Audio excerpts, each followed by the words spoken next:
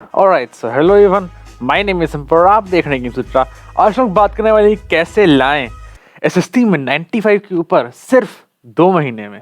ये video entertainment के लिए बनाई गई है, किसी के सेंटिमेंट्स हर्ट नहीं करना चाहती है वीडियो। अभी भी ऑफेंड हो जाओगे या फिर शुरू करें आप। तो सबसे पहले आप सबको हैप्पी न्यू ईयर। और मैं जानता हूँ कि आज 1 जनवरी नहीं है, लेकिन मुझे कोई फर्क नहीं पड़ता। पिछली बार मैंने टाइम से आपको विश किया था, हैप्पी न्यू ईयर। जिंदगी है झंड मेरी फिर भी घमंड नहीं। आप लोगों ने भाव ही नहीं दिया, किसी ने कमेंट नहीं किया, बस 2 लाइक्स आए, जिसमें से 1 लाइक तो मेरा था भाई।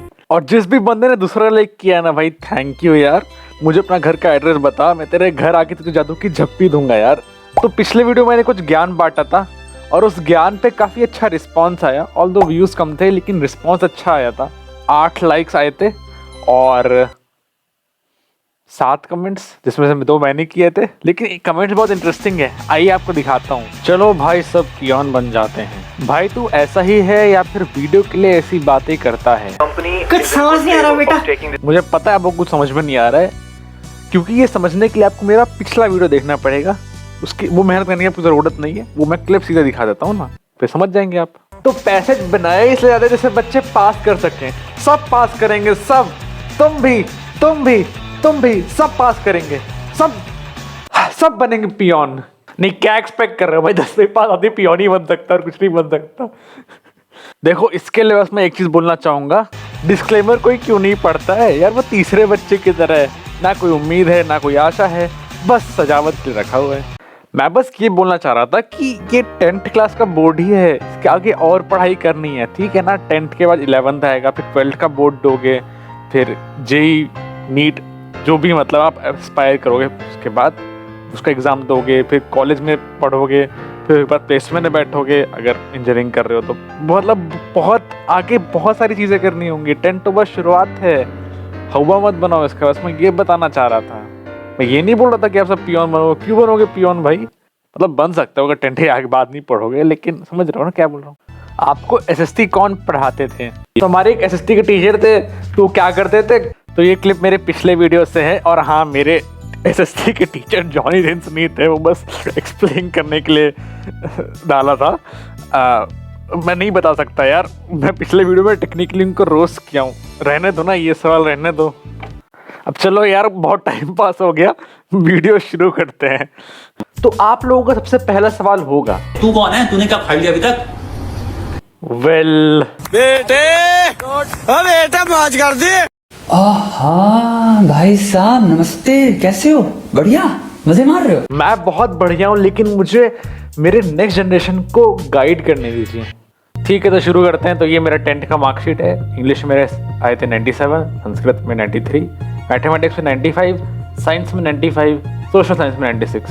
तो ये मेरा परसेंटेज है 95.2। बेटा मौज कर दी। अरे हो गया भाई, हो गया। तो पिछले वीडियो में मैंने काफ़ी मेहनत की थी, तो उसी मेहनत को यहाँ पे इस्तेमाल कर लिया। I hope you don't mind. अभी इस मेहनत को मैं फिर से इस्तेमाल करूँगा एसएसटी वाले सेक्शन के लिए। फिर कुछ नई चीज़ें भी मैं आपको बताऊँगा जो उस वीडियो में नहीं बता पाया था, क्योंकि वो पास सब्जेक्ट के लिए मैं बना रहा था एक वीडियो, तो सही से कवर नहीं हो पाया था। लेकिन मैं ये वीडियो एसएसटी के लिए डेडिकेट किया हूँ, तो और डेप्थ में जाऊँगा। ठीक है, तो ये अपना वो है ओपन बोर्ड, क्या बोल रहा हूँ।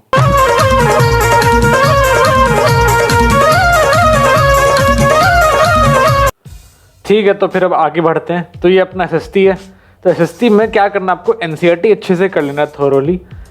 तो क्या करना है आपको? रीड करिए, हाईलाइट करिए और रिवाइज करिए किताब को। अब काफी बच्चों को ये प्रॉब्लम हो जाती है।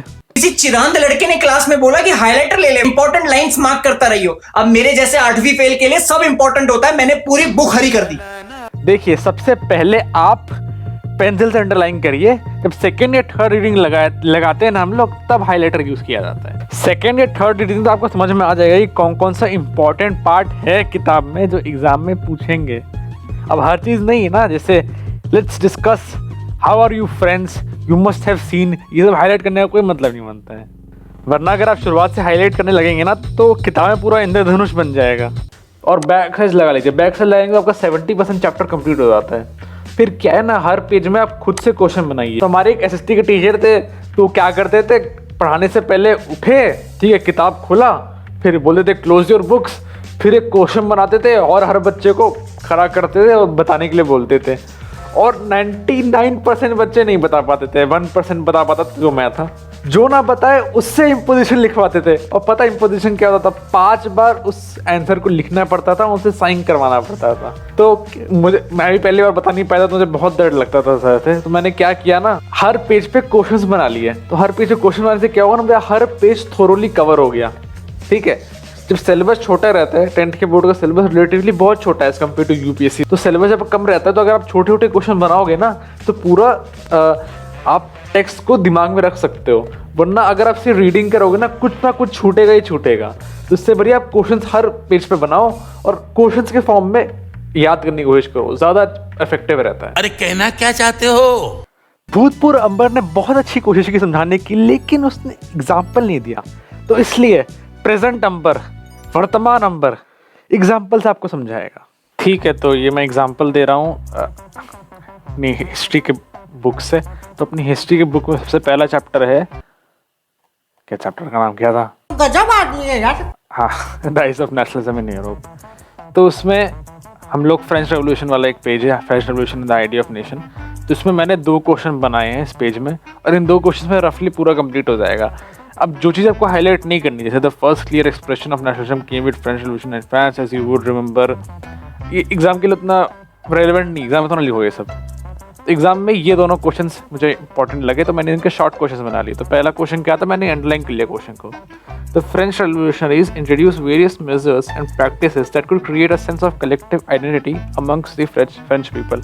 तो उसका क्वेश्चन बन जाएगी क्या क्या उन्होंने मेजर्स और प्रैक्टिसेस लिए। तो हर एक सेंटेंस एक पॉइंट बन गया, तो टोटल 7 पॉइंट बन गए यहाँ पे। फिर सेकंड क्वेश्चन था कि इम्पैक्ट क्या था फ्रेंच रेवोल्यूशन का बाकी सिटीज़ ऑफ यूरोप में। तो यहाँ पे 3 पॉइंट और बन गए, तो इससे अपना 2 क्वेश्चन बन गया। तो आप ऐसे ही छोटे छोटे क्वेश्चन बनाते रहिए पेज वाइज, और कुछ चीज़ें अंडरलाइन करिए जो रेलेवेंट लगे। जैसे ये पैराग्राफ ये उतना यूजफुल नहीं है, एग्जाम में कोई हेल्प नहीं करेगा आपको, ये समझ गया ना। तो ऐसे ऐसे करके करिए। बाकी आप चाहें तो पेंसिल से कर सकते हैं। फिर जब हाइलाइटर यूज़ कर रहे हो, जैसे आपने ऐसे कर लिया, आपने ऐसे ऐसे कर लिया, ठीक है, लेकिन फिर बाद में आप हाइलाइटर यूज़ कर सकते हैं। जो आपको इंपॉर्टेंट लग रहा है उसको ऐसे हाईलाइट कर लीजिए। तो बस हाईलाइट वाला पार्ट पढ़िएगा उसके बाद, ठीक, समझ गए? ठीक है, तो एसएसटी में क्या करना है, सिंपल है, एनसीईआरटी लीजिए, रीड, हाईलाइट एंड रिवाइज, जितने बार कर सकते हैं करिए। बैक साइज कर लेंगे, आपका 70% काम हो गया। सारे क्वेश्चन बैक साइज का 70% यही से आता है। फिर अपने छोटे छोटे शॉर्ट क्वेश्चंस बनाइए, और जितने क्वेश्चन हो सके प्रैक्टिस करिए। तो उसके लिए क्या है, कम से कम आप 5 साल का प्रीवियस ईयर लगाइए, और टाइम बचे तो कोशिश करिए कि 10 साल तक आप कर लें। केस स्टडीज को हैंडल करना काफ़ी ईजी है, it's more like unseen passage, तो बस सॉल्व कर लीजिए उसे, जैसे इंग्लिश में करते हैं। असर्शन एंड रीजनिंग थोड़ा चैलेंजिंग हो सकता है, उसके लिए आप डीएस सर के लेक्चर्स देख लीजिए। स्टडी मतलब ठीक है, तो अब नेक्स्ट इंपॉर्टेंट पार्ट पे चलते हैं, जो कि है मैप। मैप से टोटल 5 नंबर के क्वेश्चन आते हैं। 2 क्वेश्चन हिस्ट्री के होते हैं और 3 ज्योग्राफी के। तो आइए उसको डिटेल में समझते हैं। आपको कुछ इस टाइप का मैप दिया रहेगा। तो यहाँ पे आपको ए लोकेशन हिस्ट्री का मार्क करना होगा, बी लोकेशन मार्क करना होगा, और ज्योग्राफी में कोई 3 लोकेशन आपको यहाँ पे मार्क करने होंगे। कुछ मेरे महान टीचर पॉलिटिकल मैप खरीदने के जगह बोलते हैं कि स्टेंसिल लो, ड्रॉ करो मैनुअली, रिवर्स ड्रॉ करो। वो देखो गंगा जा रही है, और वहां देखो ब्रह्मपुत्र, और देखो ऊपर इंडस। अरे मैडम जी, क्या करेंगे आप उसका? सीबीएसई तो बोल ही नहीं रही है नदी बनाओ, हमें तो बस कुछ 5-6 फीचर्स चाहिए। आप अगर वो बना लोगे तो well and good, you can get 95%। अब क्वेश्चंस किस प्रकार के आते हैं, मैंने बहुत अराउंड 5 पेपर्स 2019, 2020, 2022 और 2023 का एनालिसिस करके 24 का भी एनालिसिस करके मैंने पता लगाया है कि ये सब आपके इंपॉर्टेंट टॉपिक्स। तो हिस्ट्री में क्या है कि session of Indian national Congress, कुछ इंपॉर्टेंट सेशंस हुए थे। जैसे एक मद्रास में हुआ था, एक सूरत में हुआ था। तो वो आपको उनकी लोकेशंस अच्छे से पता होना चाहिए, ठीक है। 1920 में कौन सा हुआ, 1927 में कौन सा हुआ, और उस हिसाब से मार्क करना होगा आपको, ठीक है। और दूसरा जो टाइप का क्वेश्चन आता है, जैसे दिखाता हूँ, the place where Mahatma Gandhi started satyagraha for indigo peasants, the place where Mahatma Gandhi broke the salt law, और the place where non cooperation women off called out to violence, ऐसे से करके बहुत सारे क्वेश्चन है वो थोड़े रैंडम हो जाते हैं, लेकिन अगर उसका सॉल्यूशन सिंपल सा है, आप 5 से 10 साल के प्रीवियस ईयर क्वेश्चन अच्छे से कर लीजिए तो उससे मोस्टली सारे कवर हो जाएंगे। और वैसे भी 1 नंबर का तो एक हो भी तो कोई इतना मैटर नहीं करता है। ज्योग्राफी में अराउंड मैंने काफ़ी एनालिसिस किया तो आपके अराउंड 7 टाइप के फीचर्स पूछे जाते हैं, जिसमें से 5 तो बहुत इंपॉर्टेंट है, हर ही पेपर में आते हैं। Dams, nuclear power plants, software technology parks, international airports और sea ports. Iron and steel industry जो है उसके बस 2 ही क्वेश्चन आते हैं और टेक्सटाइल इंडस्ट्री के 1 क्वेश्चन आते हैं। तो अब अगर आप इन 5 पे भी फोकस कर लो तो आपका काम हो जाएगा। बाकी इन दोनों को भी थोड़ा थोड़ा देख लो। आजकल तो इन दोनों से पिछले 2023 और 2024 में पूछा ही नहीं है। जैसे कि अगर ये आयरन एंड स्टील देखोगे तो पूछा ही नहीं कहीं पर। बाकी हमारे कुछ विजुअली इम्पेयर्ड कैंडिडेट्स भी होते हैं तो उनके लिए थोड़ा पेपर बदल देते हैं। जनरली क्वेश्चन सेम रहता है, बस इसमें डिफरेंस ये है कि आपसे मोस्टली पूछ देंगे प्लेस, कौन सी जगह थी। जैसे महात्मा गांधी ने सॉल्ट लॉ कहाँ ब्रेक किया था, name the place where international congress session was held in, अब याद नहीं मुझे उतना। फिर नेम द स्टेट, तो स्टेट बता दीजिए। तो ऐसे करके आपको बस स्टेट बताना है, लोकेशन बताना है अगर आप विजुअली इम्पेयर्ड कैंडिडेट्स हैं। और हाँ, प्रीवियस से जब आप सॉल्व कर रहे हो तो कोशिश करिएगा कि ये विजुअली इम्पेयर्ड कैंडिडेट्स वाला जो सेक्शन है इसको भी आप सॉल्व कर लें, क्योंकि कई बार इन्हीं क्वेश्चंस को फिजिकली फिट कैंडिडेट से भी पूछ देता है। जैसे 2019 में एक विजुअली इम्पेयर्ड कैंडिडेट का क्वेश्चन आया था, ये वाला, एक second, place where Mahatma Gandhi broke the salt law, ठीक है। तो ये सेम क्वेश्चन 2019 में आया था। हाँ, the name the state where Gandhi ji violated the salt law, तो वो सेम ही चीज़ है। यहाँ पे स्टेट पूछ दिया, लेकिन आप फिजिकली फिट कैंडिडेट मैथ दे सकता है तो उससे वो लोकेट करने के लिए बोलेगा, तो वही पूछा गया ये 2024 वाले पेपर में। तो ऐसे ही मैंने मार्क कर रखे हैं। जैसे ये भी 2019 में पूछा था, place where non cooperation called off, ये विजुअली इम्पेयर्ड कैंडिडेट वाले सेक्शन में था। देखो, name the state where Chauri Chaura incident took place, तो उम्मीद है आपको मैप वाला सेक्शन इससे क्लियर हो गया हो। भाई स्टेंसिल तो अब यूपीएससी में भी यूज नहीं कर सकते हो, खुद से बनाना पड़ता है इंडिया का मैप। तो स्टेंसिल यूज करने का क्या फायदा है भाई, मुझे कोई बता दो प्लीज। तो चलिए फटाफट 2024 का पेपर देखते हैं ऊपर से कि क्या क्या पूछ रहा है, और आपको मैं बताते रहूंगा, ठीक है, कि कैसे इंडिविजुअल टाइप के क्वेश्चंस को डील करना है, ठीक है। तो ये अपना 2024 का पेपर है। तो सबसे पहले आया है मैच द कॉलम। तो अगर आप सही से रीडिंग करोगे ना किताब का, तो आराम से मल्टीपल चॉइस क्वेश्चंस को डील कर सकते हो, कोई बहुत रॉकेट साइंस नहीं है, ठीक है। एसेशन रीजनिंग टफ हो सकते हैं, लेकिन बता चुका हूँ, टीयर से लगाना अपन को।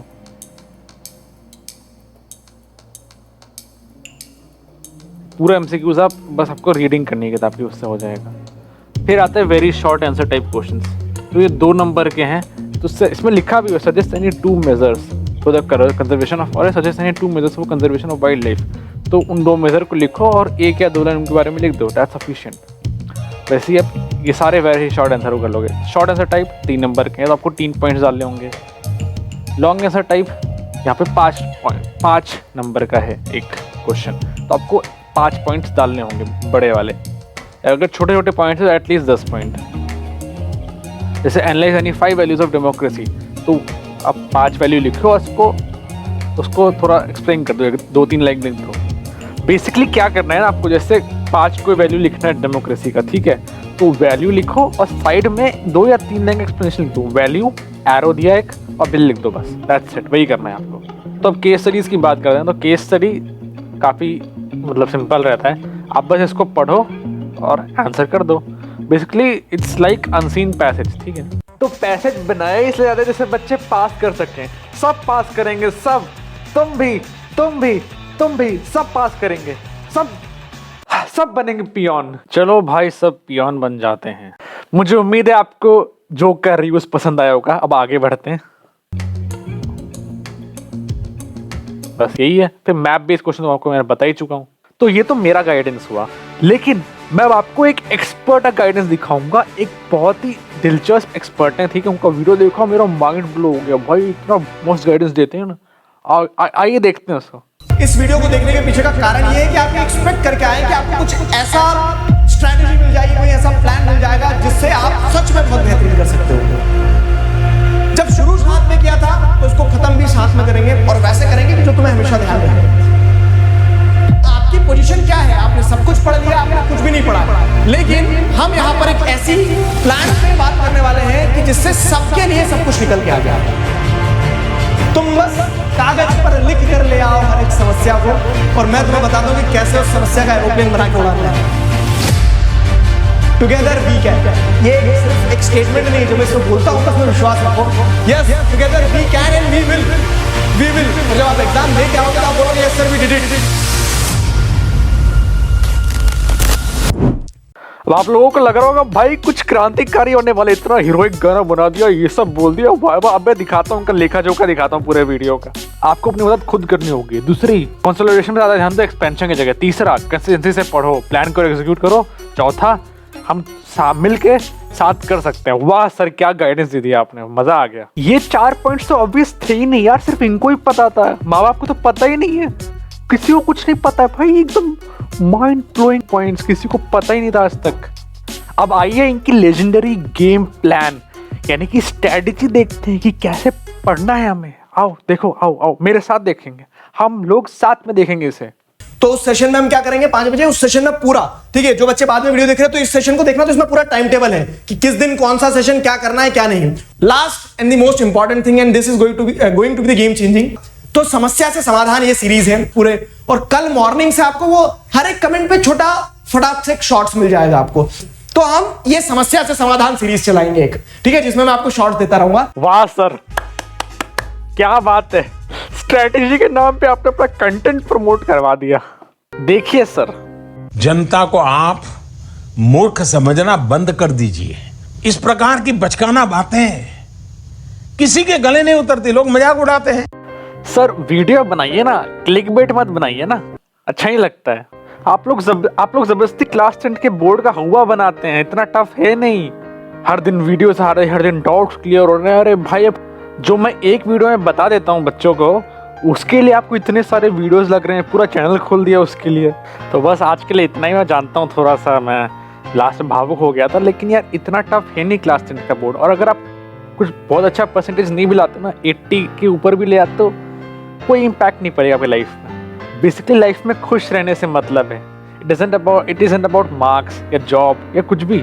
लाइफ में खुश रहो, दैट्स इट। और ये ज़बरदस्ती जो हुआ बनाते हैं ना, उससे खुशी बच्चों की ख़त्म हो रही है, ज़बरदस्ती का प्रेशर ले रहे हैं। तो मुझे उम्मीद है आपको मज़ा आएगा इस वीडियो में। अगर मज़ा आया तो वीडियो को लाइक करिए, चैनल को सब्सक्राइब करिए, और मिलता हूँ आप लोगों से नेक्स्ट वीडियो में। तब तक के लिए take care and good bye.